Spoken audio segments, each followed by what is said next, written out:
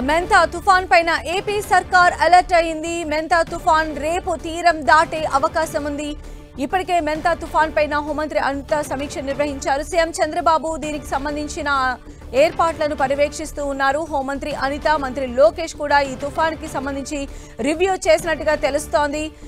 ఇప్పటికే హోంమంత్రి అనిత అధికారులను కూడా అప్రమత్తం చేశారు.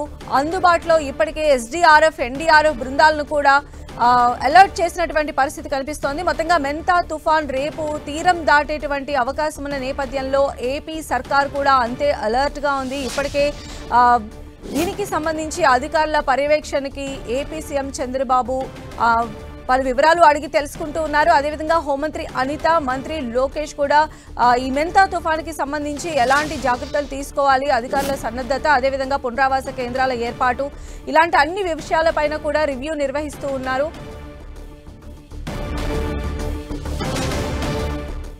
ఏదైతే ఈ తుఫాన్ ఏదైతే ఉందో ఇది రేపటికి కొంచెం బలపడే అవకాశం ఉంది. రేపు సాయంత్రం నుంచి నైట్ మిడ్ నైట్ లోపు ఏదో ఒక టైంలో మనకి తీరం కూడా దాటే పరిస్థితి ఉంది. యాజ్ ఆఫ్ నౌ ఇప్పుడు కాకినాడ దగ్గర తీరం దాటే పరిస్థితి ఉందని చెప్పేసి మనకందరికీ కూడా ఇన్ఫర్మేషన్ వచ్చింది. సో దట్ దానికి బేస్ చేసుకుని ఈ రోజు రాష్ట్ర ప్రభుత్వ యంత్రాంగం అంతా కూడా అలర్ట్ గా ఉంది.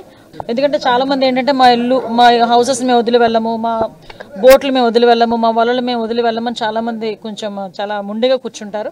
బట్ వాళ్ళని కూడా మోటివేట్ చేసి ఈ రోజు గౌరవ ముఖ్యమంత్రి గారు ఒక వినూత్నంగా ఒక విషయం కూడా అందరికీ కూడా తెలియజెప్పేదానికి ఇందాకే ఆర్టీజీఎస్ లో కూర్చొని పర్టికులర్ గా దీని మీద మానిటర్ చేశారు.